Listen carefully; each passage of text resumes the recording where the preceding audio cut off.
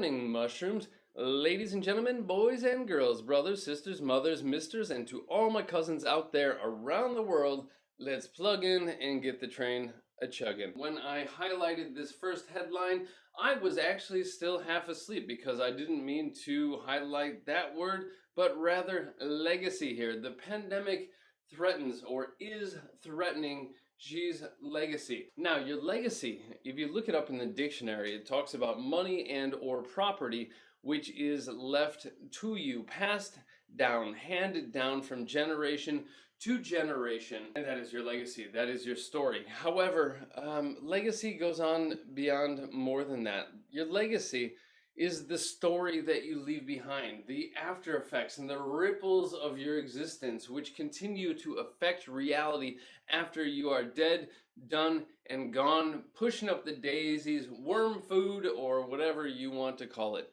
Dead. Your legacy, and I believe I've seen some interesting ads recently. The advert says legend or legacy. And really, there is always some overlap. There's the legend and legend. Oh boy. Legend versus legacy. The legend is just stories that are told about you, often exaggerated. But legacy is the actual effects that you have then had, your life has had upon society. And so, of course, there is always some overlap, and the two tend to blend themselves together because the further back you go in history, the bigger the stories get, and therefore the after effects get bigger as well. I've been listening to some podcasts about thinking about Vikings, the real Rollo or Ivar the Boneless, etc. I mean, they do have a concrete legacy in which they impacted history. However, well, that was so long ago, it's also turned into a bit of legend as well. And so, either way, his legacy, the effect that this guy right here, boop, hello there, she, the effect that he is having, has had, and the after effects, even after he's gone, will continue into the future, and this is threatening that, maybe going to make it not as good as and shiny and lustrous as it may have been. Whatever. Let's go to the caption. Part of his legacy was supposed to be ending poverty this year in China. And I mean, as you know, China has been undergoing a major shift in society, going from an 80 to 90% agrarian society to predominantly urban and manufacturing and services based. And so really it has been undergoing, and he has been shepherding this movement, this transition from an agrarian rural society to an industrial and urban society. Ending poverty was supposed to be his crowning achievement.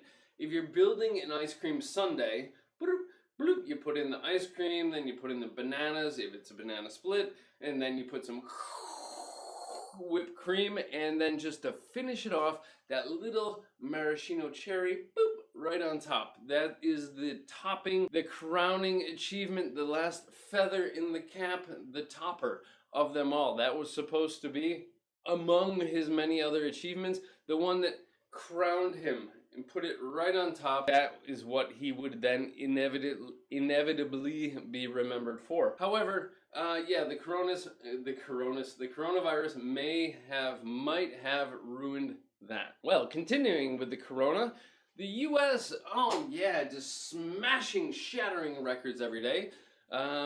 Yesterday, I believe it was that means the day before, 47,000 new cases. Yesterday, we have broken the 50,000 new cases in a single day mark. It took months to reach 50,000 cases in total. However, now we're exceeding that daily. Yay! It's just interesting here though, because "I" is usually used as an adjective. Wow. Just my brain has been so wrapped up in little linguistic things, I'm losing track of myself here. Hi, a new record. Let's move on. Hundreds of teens went to some Pong Fest. I don't know if that's beer pong or the video game pong or I don't know, but of course, Texas, no social distancing, very few masks, if any, and hundreds of them have been or were exposed to the coronavirus. Now, we could use the past tense passive. This is a reduced passive. We can use the reduced past tense passive, were exposed, because it was a single event, one and done. However, if you wanted to use the present perfect, have been exposed, then by using the present perfect, it connects whatever happened in the past to the present. And so if they were exposed at that moment, if you then choose to use have been exposed, it connects that up till now, meaning many of them have contracted the virus and now have it. And so that's the sort of little difference that often exists. And well, you could look at it this way or you could look at it that way. It's those nuanced differences. Is it a one-time thing, or do the effects still have relevancy at the present moment? Okay, enough about Pongfest and Texas teens, because the whole shebang is absolutely ridiculous. But this is a different story, and the mayor of a town was threatened, has been threatened. Once again, is it a past simple or is it a present perfect? Who knows? Either way, it's a reduced passive. Has been threatened.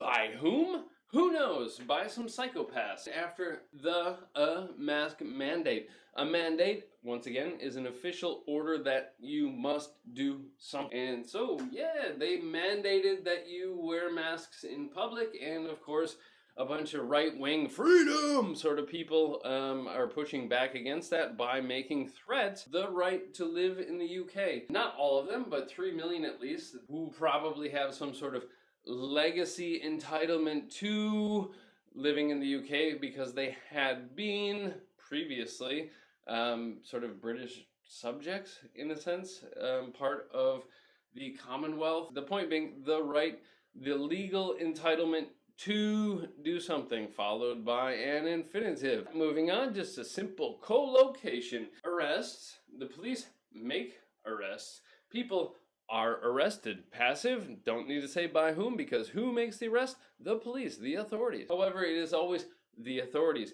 English teachers are not able to make arrests. The court sides with the publisher of the Tell-All book, in which the niece of Trump tells everything, but the court has taken their side, the side of the publisher. People have to take sides, and especially in court, because it's guilty or innocent. There's not a lot of gray area when it comes to that sort of situation, and so it's like, well, you can publish, or you can't publish. You're guilty or you're innocent.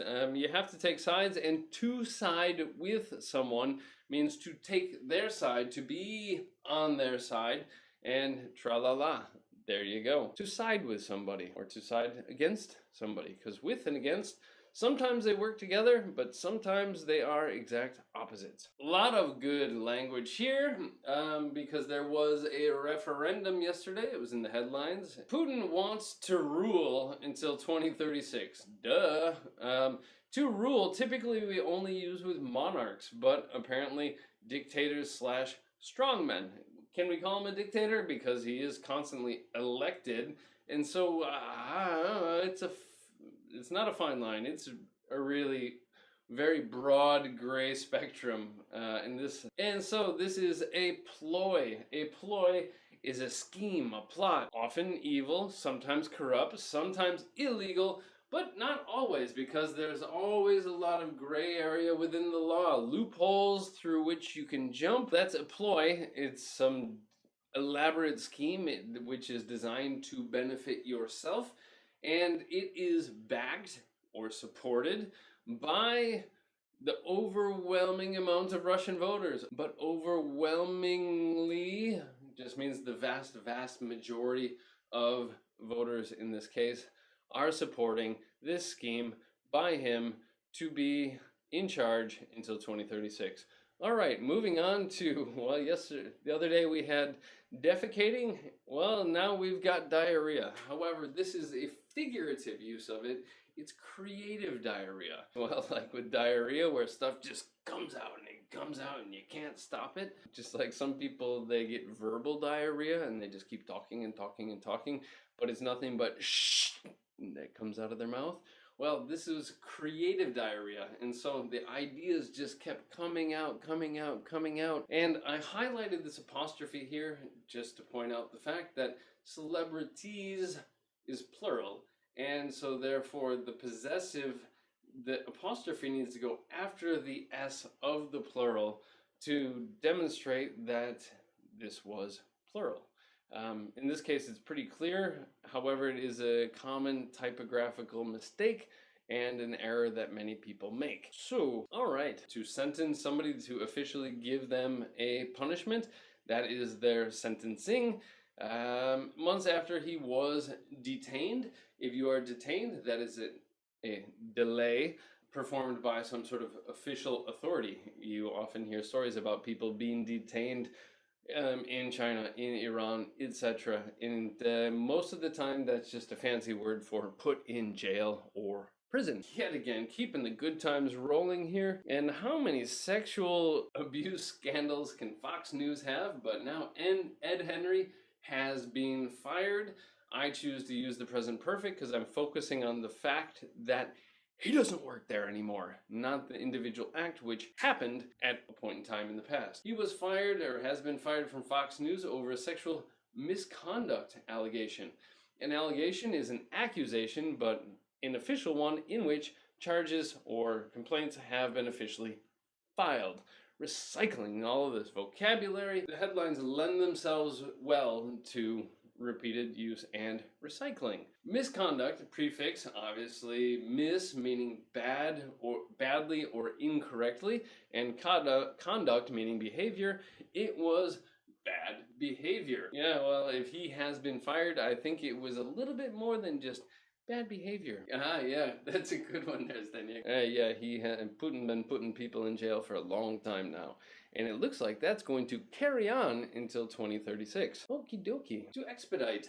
Russia was working with the Taliban. You may have heard of the bounty scheme we've talked about on this show as well, putting a price on people's heads.